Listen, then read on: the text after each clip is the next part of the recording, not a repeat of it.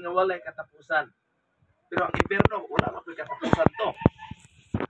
So unsaon na to igsoon nga makasiguro ta nga hindi kamatay na to, langit gid atong agtuan. Una, ang Biblia nagtudlo kung unsaon sa tao nga makaagto sa langit. Sa laktod, dili ta makapamasin-basin, dili ta ingon ba nga magbana-bana or sa panadiha mga panagna nga muni akong buhaton. Tungod kay ang mga pulong sa Ginoo diha sa Biblia, piho nga nagtudlo nato unsaon nga makaagto ta diha sa langit. Sa pagsiguro kinahanglan makabalo kita kung unsaon nga makabaton kita diha sa kinabuhi nga walay katapusan.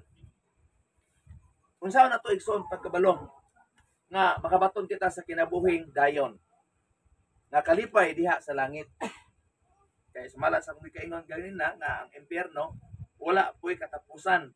Pero muna siya katbang diha sa langit nga atong maangkon o matagamtaman ang kalipay nga walay katapusan. Kauban ang Dios, kauban sa Dios. Ang impyerno pod mo na siya ang kasakit nga wala po'y katapusan. Eternidad gihapon. So basig ang atong pangandoy langit pero atong binuhatan diri pala langit. Diha sa sulat ni Jeremias iyang 17 versikulo 9 ug 10 sa gingon, ang kasing-kasing malimbungon labaw sa tanang mabutang. O gilabihan gayud pagkadaotan kinsay makasusi niini ako si Jehova magasusi sa una-una ako masulay sa kasing-kasing bisan pagani sa paghatag sa taghatag sa katao sumala sa bunga sa iyang mga buhat. So dinhi kinaagi ni Jeremias nagtudlo siya mga igsoon nga dili dita magsalig sa tong kasing-kasing. Ngano man matod pa diha siyang pulong ang kasing-kasing malimbungon. Sa laktod dili ta makagarantiya nga kuno sa atong gibati tinuod. Labi na kung tinidili nato makaplagan diya sa pulong sa Dios.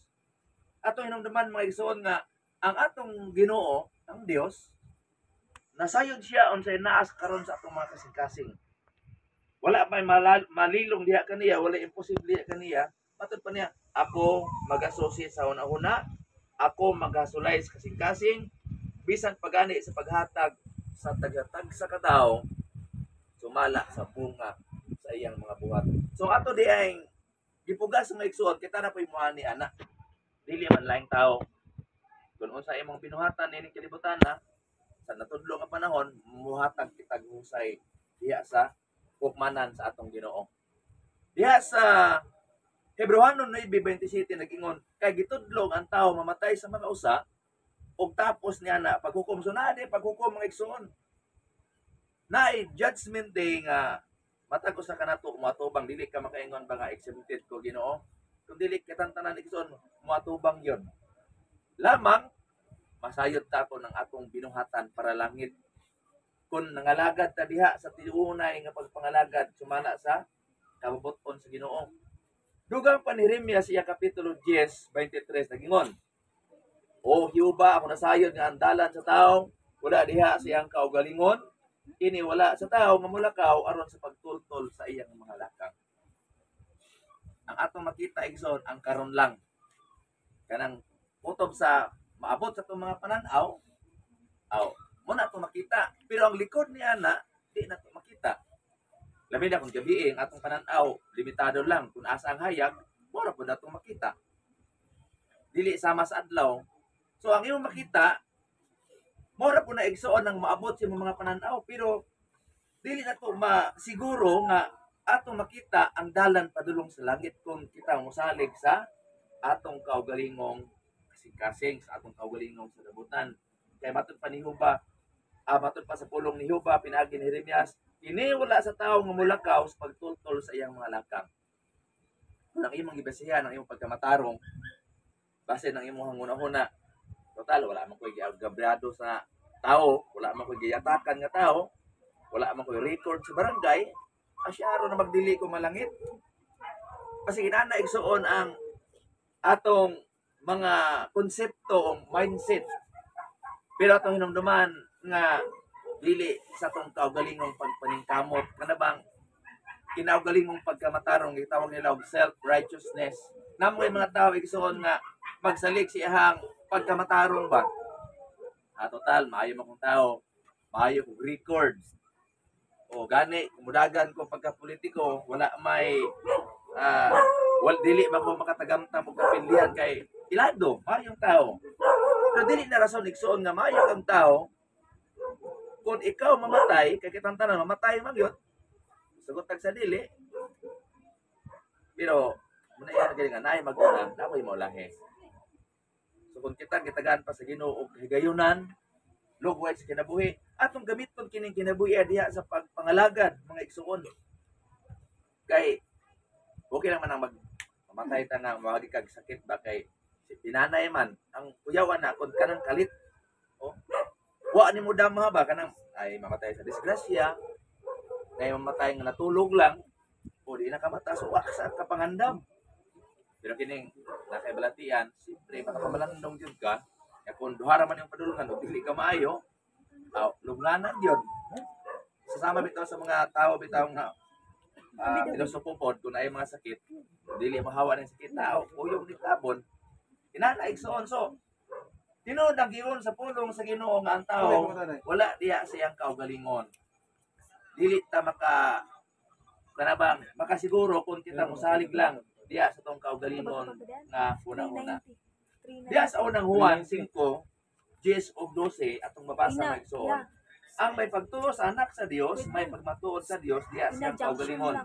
Ang wala magatuo sa Dios, nagahimo kaniya nga bakakon kay wala siya pagtuo sa pagpamatuod sa Dios matungod sa iyang anak o kini mao ang pagpamatuod nga ang Dios mihatag kanato sa kinabuhi nga walay katapusan.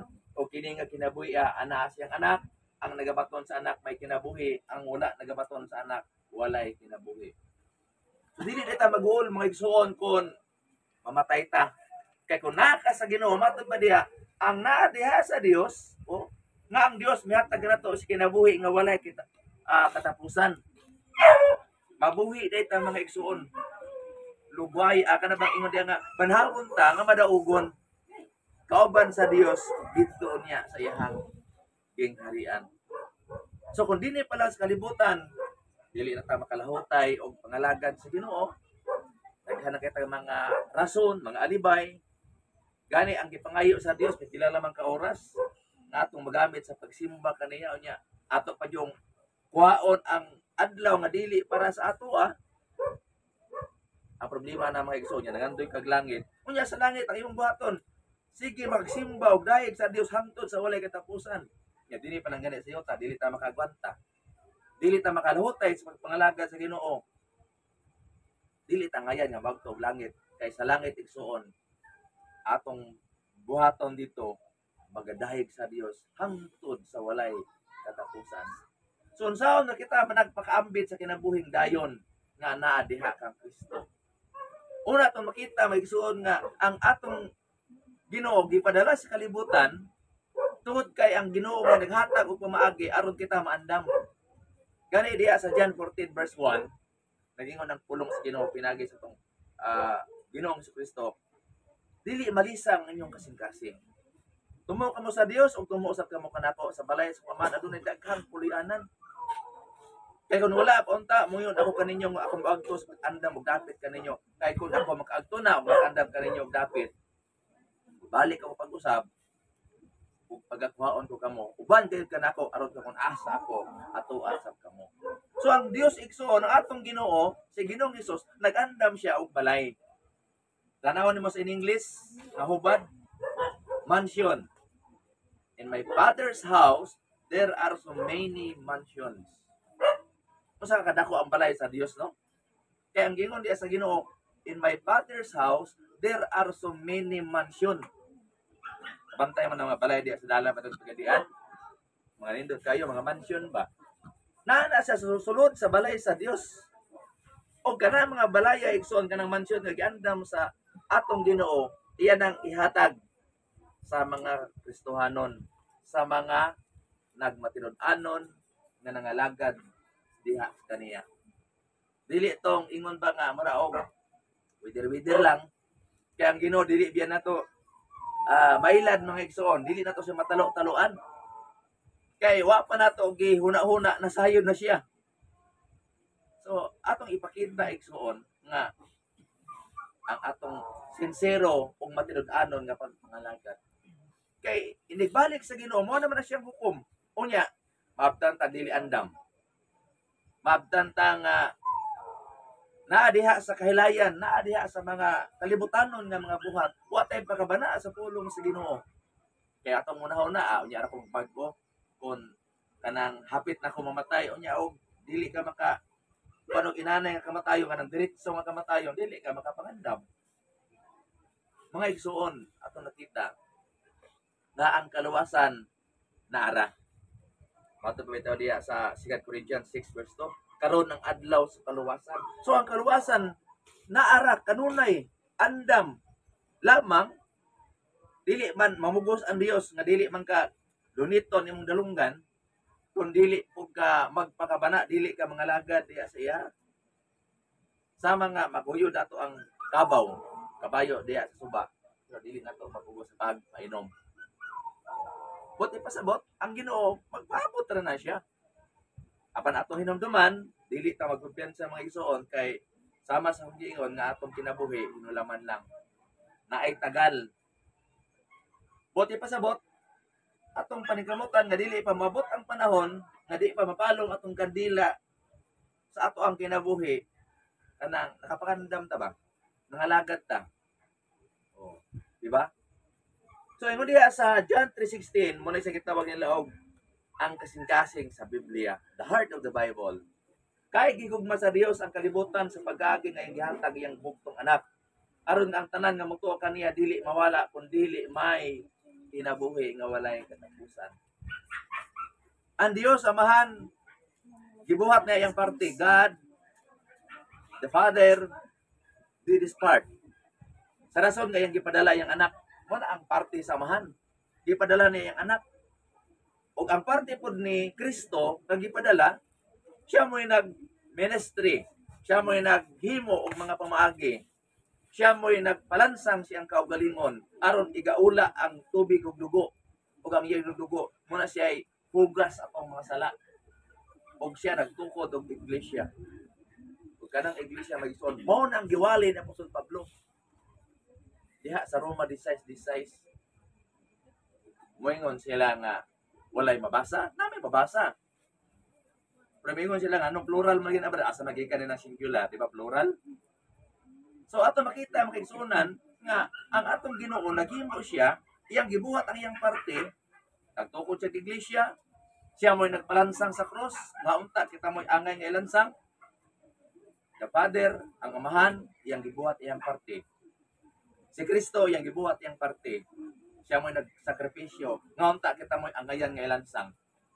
Tungod sa atong mga sala pero tungod siyang gugma, siya mo'y nagtubos. Unsa atong parte? Ang atong bahin mga igsoon mao ang pagtuman sa kabubuton sa Dios.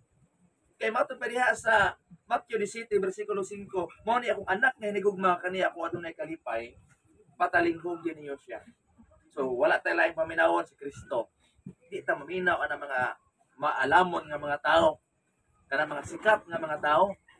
Kay kanang tao igsoon matud bitaw diha sa Biblia, ang tanang tao bakakon. So ang pulong sa Dios mao na siya ang piho.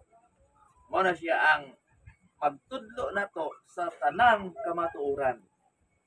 So diha sa Juan 3:16, dili gusto sa Dios nga adunay mawala.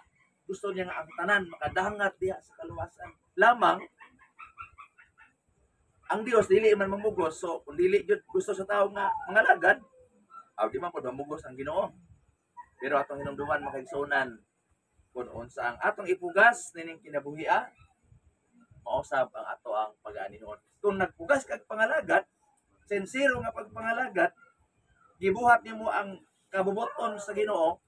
Kay mo man ang gingon diha sa Matthew 7:21 nga dili ang tanan nga nagtawag kaniya Ginoo makasunod sa gingharian. Kung dili kadto lang nagbuhat sa kabubuton samahan. Unsa may kabubuton samahan? Matthew 17 bersikulo 5. Maminaw tang Kristo. Maminaw ta sa atong Ginoo. Dili to mga tao nga nagpakaginoo-ginoo. But Jesus Christ ang atong kuan mga kaigsuonan. Kay kita pagahukman gamit sa ang pulong sa Ginoo.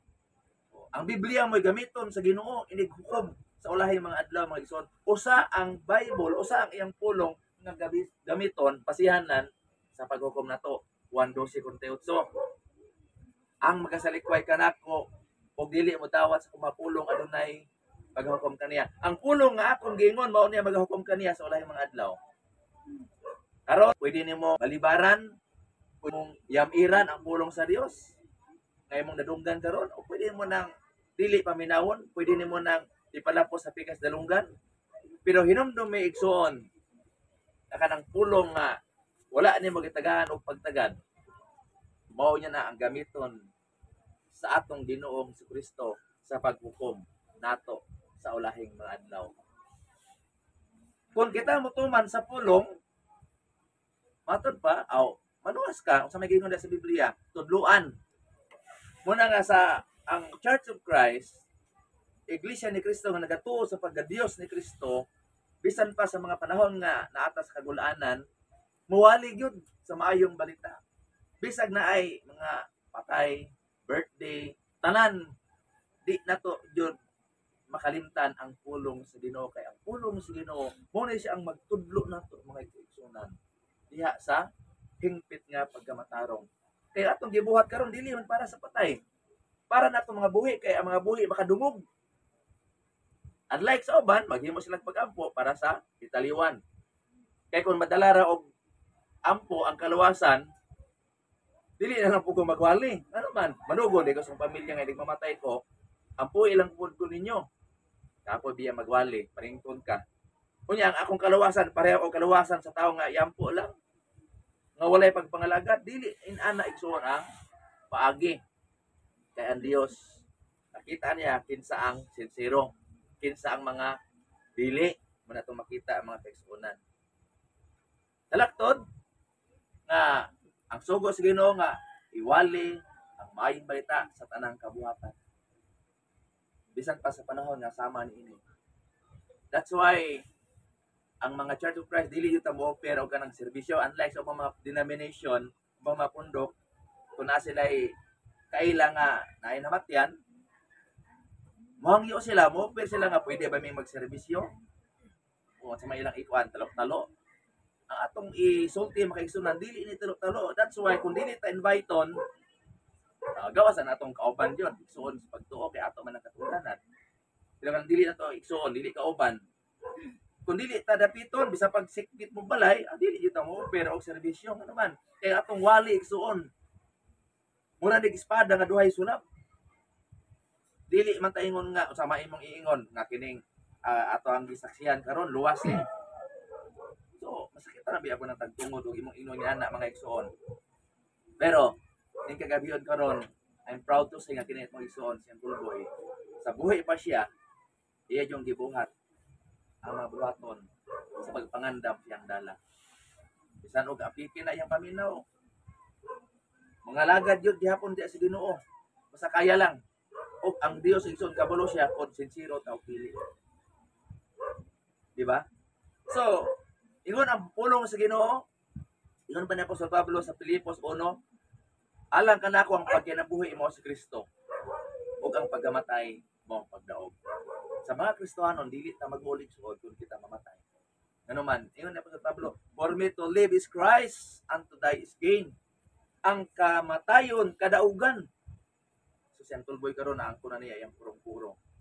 Sama sa to ang lesson sa gabi nga diha sa hadis kay inig kamatay sa tao dili man ta mo diretso og langit, unlike sa pagtulunan sa uban nga inig kamatay sa tao mo diretso naglangit, hayaya gud no.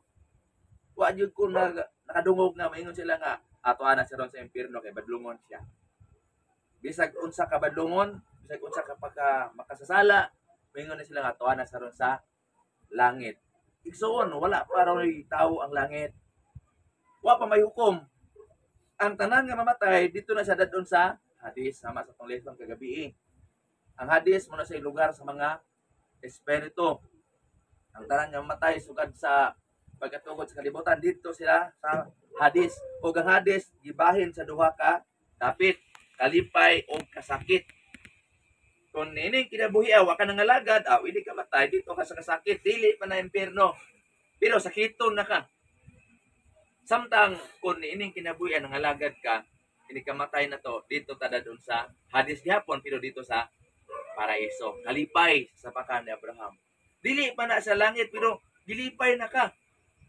Wala pag partial